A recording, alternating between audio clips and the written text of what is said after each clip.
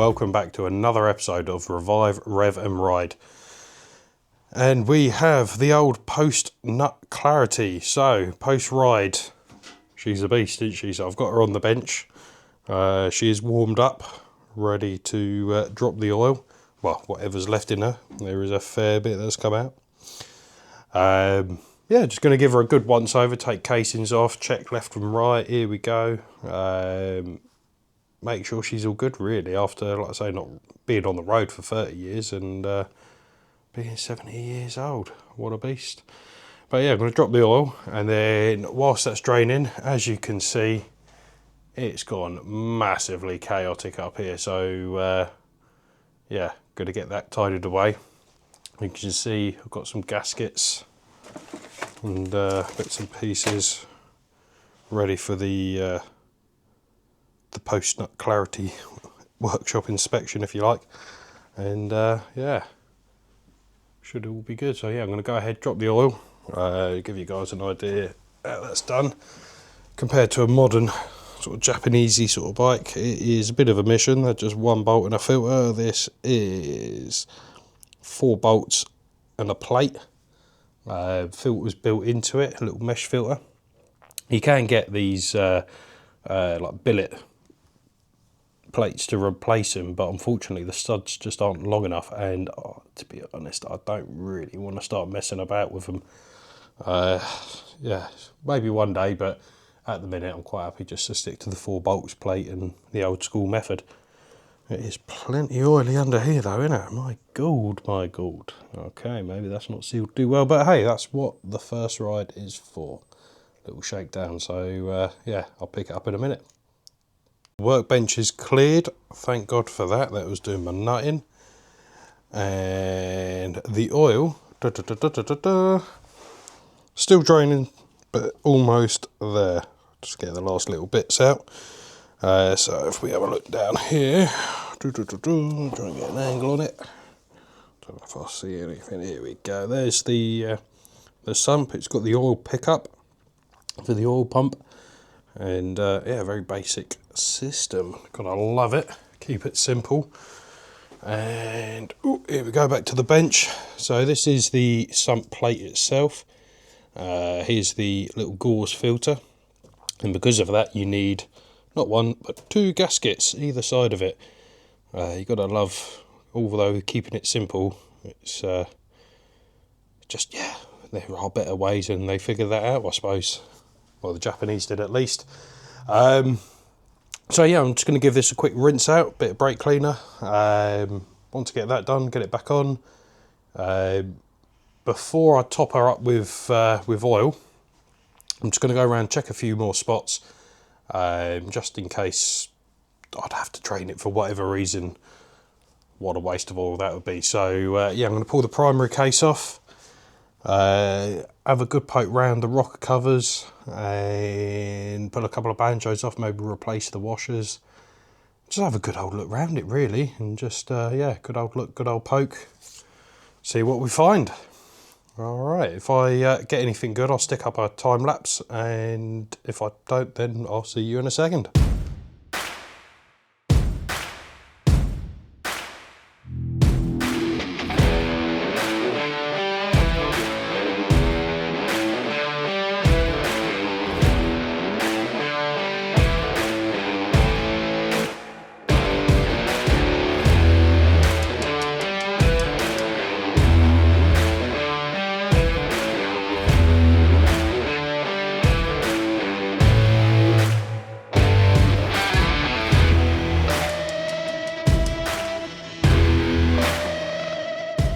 Okay, so what have we found? First of all, the gearbox oil seal.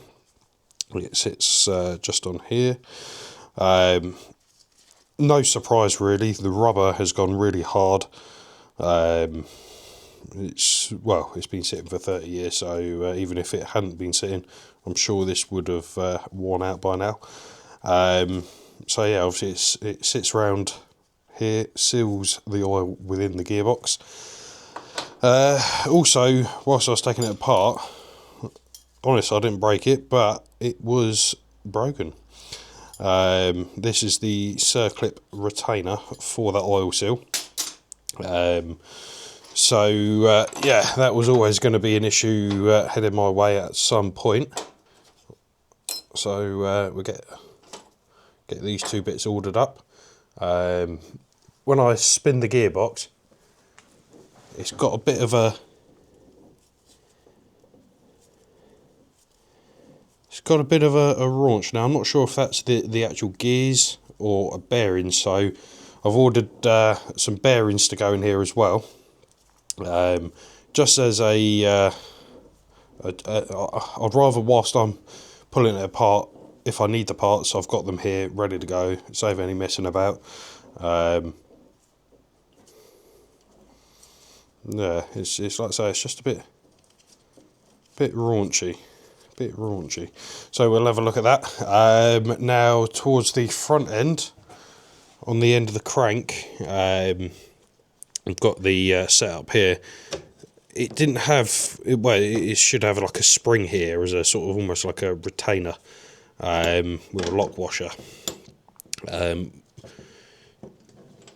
The issuification, as I mentioned before, it was never going to be a permanent repair, but it's that's how it came to me, just as a temporary measure, enough to get it going and down the road. So yeah, I've got the bits for here. I've got them all ordered up, so we'll get that all installed so it's all nicey, and yeah, make sure it's all good. It all looks good here, all greasy because the fact that it's being run oilless because of the setup. There is a lot of grease in there, as you can see from the clutch basket. That again all looks good. Clutch plates all look good.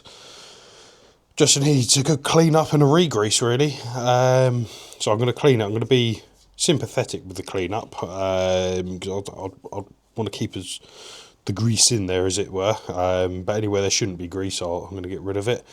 He did say to me this is going to be so I'm going to have to take off on a regular basis and re-grease, as it were.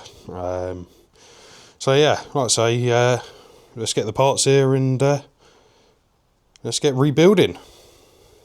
The parts have arrived, so just run through them. I've got various gaskets, got the oil seal and retaining clip. That I believe is the lock washer. I can't remember if it was for the sprocket or for the front crankshaft. I believe that's the nut for it. Spring, that is one hefty spring. Bearing, I've got another bearing in the freezer just in case I need it. It's there ready to go, cooling down. Got a bush for within the gearbox if needed, and a needle roller. So yeah, got plenty of parts. Hopefully I don't need anything else. It'd be nice just to crack on, get it done. Yeah, so I'm going to stick on a time lapse, and yeah, anything really interesting I'll jump out of it, but yeah, if not, it'll just be on a time lapse, and we'll get it back together. Well guys, this is causing me no end of headache, to be honest. It's driven me a bit mad. So the oil seal's perfect fit, that goes in. That's like identical to the one that came out of it, but the circlip is quite a bit thicker than the original one, so I just wasn't confident it was getting home and would do its job and stay in position. So like I say, it was probably at least twice, maybe 3 times the thickness of the original one. So what I've done, I don't know if you'll be able to see it, is I've put like I've chamfered the edge, so it will locate and it will find a nice happy home, but it will actually do its job, which is the main point, sort of thing. So yeah, a bit of a ball ache with that, and also I put it down and couldn't find it for about 20 minutes, and it was right in front of me the whole time. Who would have known? Right, well, that being said, let's get back into it.